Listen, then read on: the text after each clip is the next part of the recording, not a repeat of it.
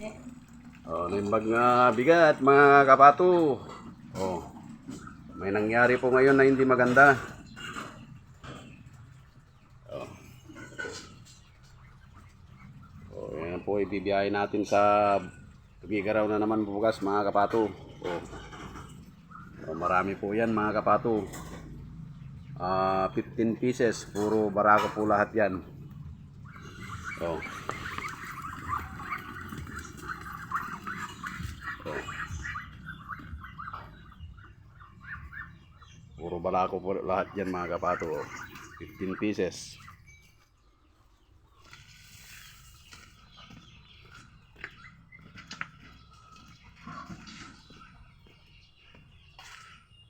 Ito ang hindi maganda mga kapato. Itong nangyari ngayon. Hindi maganda. Dahil kumunti na po yung alaga natin mga kapato. Oh, yan na lang po mga kapato. Oh, konti na lang, siguro mga 50 plus na lang po yan mga kapato. Kaya sabihin na lang po natin 50. Oh. Yung po nandun mga kapato, yun ang makakatay mamaya ay may deliver po sa Tugigaraw bukas. Kaya bukas po kita-kits po tayo sa Tugigaraw mga kapato. Yan na lang, konti na lang mga kapato natitira. Kasalukuyan po silang kumakain mga kapato. Dry feeding. Yan po yung kasama natin dito na nagpapakain natin sa alaga natin. Kaway-kaway. Yan. Biyasa po yan sa pag-aalaga na ng pato mga kapato. Tapos ito naman next week siguro ipapalabas na po natin lahat yan. Kasi medyo maluwag-luwag na po dito sa labas. Hindi bababa po ng 100 yan mga kapato. Mga 130 plus o kaya 120 plus. Yan mga kapato.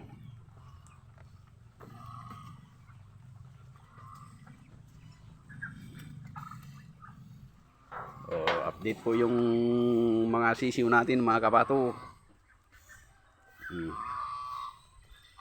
Kagaya ng dati mga kapato, wala nang namatay sa mga alaga natin.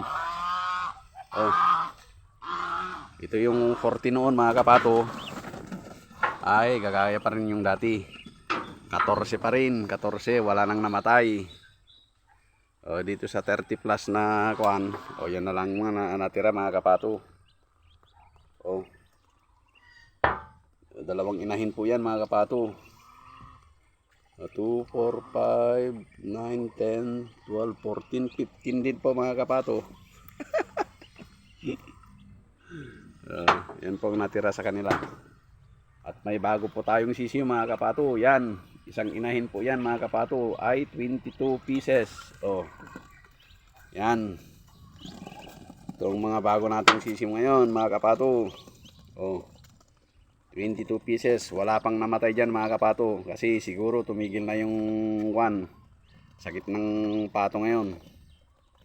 Dahil nakikita ko wala na yung mga manok na may sakit dito sa mga umali-aligid dito sa natin. Malapit sa alagaan natin ng pato mga kapato.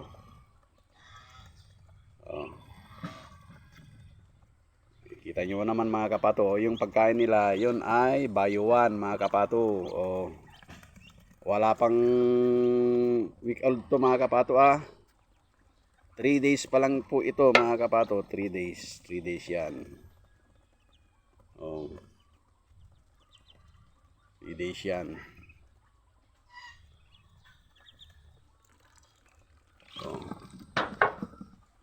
Sa mga nanghihinayang ng pagpakain natin sa mga pato natin, huwag kayong manghinayang na magpakain ng kagaya yung pinapakain ko mga kapato. Dahil kahit gaano karami sila, konti lang ang nakakain ng isang pato pag ganon.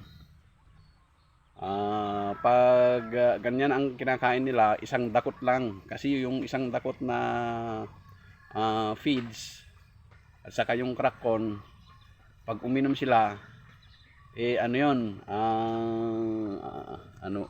ano ba yun, aalsa po yun. Kaya mabubusog na po sila sa isang dakot lang mga kapato. Yun. Kaya kahit mahal yung ano nila, konti lang naman yung maipakain mo kaysa yung magpakain ka ng kwan, ng darak na ano, marami kang maipakain dahil ano, konti lang yung gigilingin nung kwan nila, yung tiyan nila. Yan talagang solid na kakainin nila, magigilingin yung kwan, yung tiyan nila. Di bali magpakain kayo ng kwan ganon, darak o ano na kwan, sa mga breeder lang po natin. Pero ako sa umaga at saka sa hapon magkaiba po. Yan po ang pinapakain ko sa umaga sa kanila. O, tingnan nyo, hindi pa nila naubos. O yan mga kapato, yan. O, mata-mata feeds. O, may halong konting crack corn. Yan. O, tapos sa hapon naman ay yung naghilera na sila doon, lumabas sila. O, yung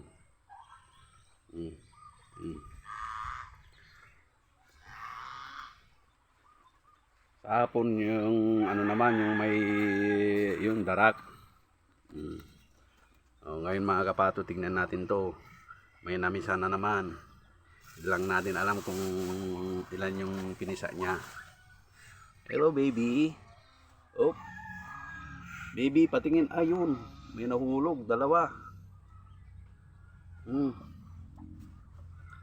Mamaya nahulog. Hindi ko kukunan. Tatlo pala. Tatlo. Dalawa. Tatlo. Yun. Hindi pa natin alam kung ilan yung napisa niya mga kapato. Yan.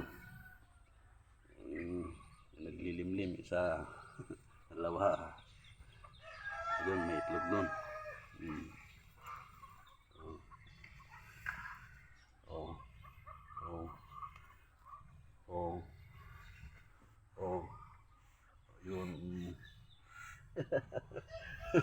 Tapos andun. Kung minsan nag-aanoan sila mga kapato dahil kulang yung ano nila, kulang yung paitlugan nila mga kapato. Kaya sa susunod pag nagkapera ulit tayo, pwede natin mag-extension.